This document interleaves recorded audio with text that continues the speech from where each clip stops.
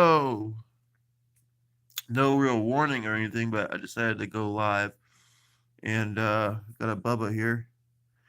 Yeah, Bubba, what do you think about the rumor that Bradley Cooper is meeting with the Broccoli family to have a role in the James Bond franchise after this next movie? What do you think about that?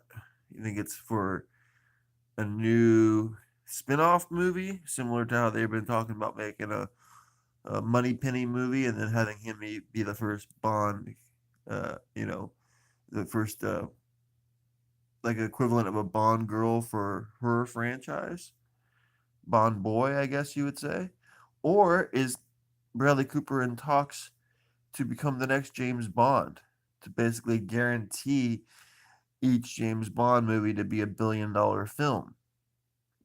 That is what the debate is about. And no one's reporting it. The Hollywood Reporter is not reporting it. The Variety is not reporting it. Everyone I know at Deadline is not reporting it. They're being told to avoid things with a 10-foot pole. Now, that's because of the Warner Brothers' vested interest in the trade magazines of Hollywood. Warner Brothers has a vested interest as one of the oldest studios in Hollywood. It is a gatekeeper for information. Now, what do they have to do with Bradley Cooper? They brought him into the fold, and they brought him into the fold in big time a variety of things. There's talks that he would be involved in an upcoming Dirty Harry reboot or other myriad of projects that Warner Brothers has under it that they would love Mr. Prestige and Mr. Availability and Mr. Great actor Bradley Cooper to be a part of, to use his prestige, to use his guaranteed name recognition, and frankly, he has not had a movie flop. He has not had a movie flop. Sure, Serena with a small budget flopped, and some other ones underperformed, but Bradley Cooper has really not had a movie just straight up flop. I mean, if you want to call Aloha his movie, go ahead, but that was a Cameron Crowe train wreck. He'd been train wrecking way before Bradley Cooper. So that's the closest thing he's had to a flop. Obviously, he got burnt too, but we're not going to really acknowledge those two movies. We're just going to say they didn't really flop. They weren't really Bradley Cooper's fault. So, what do? You to talk about what you're going to do for the James Bond franchise after this next movie? I think it's really interesting that they're meeting with Bradley Cooper and that they've met him twice since he's won or since the Oscars occurred. And I think it's very odd that no one is discussing that in the trade magazines. And I think that it's distractionary news that Rami Malek is the name that's in the headlines for this. He's been in the headlines for all that, and that's for a villain role in the upcoming movie. We get more into it as we go on, but I just wanted to make sure that I'm up on top of this information. Um,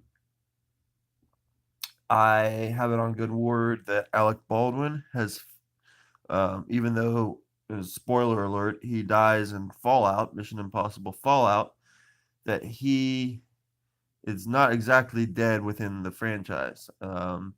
Should everything be able to be negotiated, he's going to have at least additional scenes to film in Part 7 and Part 8, which are being filmed at the same time. So, for Mission Impossible fans, that's pretty much some pretty good news. Obviously, you're going to get Mission Impossible 7 and 8. Um, so, anyway, I very much excited to be talking some more movie talk and movie news the days ahead. We got 3 listeners or 3 watchers out there. Watchers, go ahead and identify who you are in the chat. Go ahead and identify who you are in the chat, and we can have a little bit of a discussion. Now we got 2 watchers. All right. Go ahead and identify yourselves in the chat, and we can go ahead and have a little discussion. Last night we had a attempted commentary for Memoirs of an Invisible Man. I got about 30 minutes into it, and then my DVD just paused or, wouldn't move. My DVD froze. Remember that? So what we have to do is try that again. That Memoirs of an Invisible Man DVD was not cheap. Very rare, very hard to find. I hope to find another one. I hope that it will play. I don't know why it didn't play.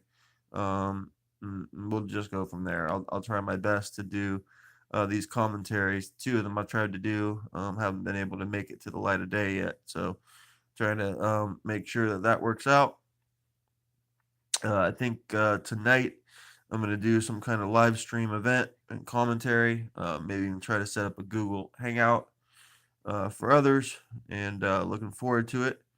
I think I'll cut this one off for now, but just wanted to let you all know that if you're not reading that Bradley Cooper has met with the James Bond rights holders in the movie media, well, then that's not my fault because he has. And I have used my sources to confirm that. And then I've told other sources to check it with my sources so that they could write articles about it. And yet they're not writing them because, like I say, Warner Brothers has a vested interest in Hollywood that over and extends anything else, and they want to keep that kind of story on the back burner until it's actually happening, so that Warner Brothers still has quote unquote bidding rights and loyalty rights to Bradley Cooper based on, American Sniper and A Star Is Born being his two biggest breakaway hits, and obviously the Hangover franchise. So there's a lot of moving parts involved in that, and Warner Brothers would surely like to see him go do a James Bond movie, perhaps as a villain, and then come back into his fold.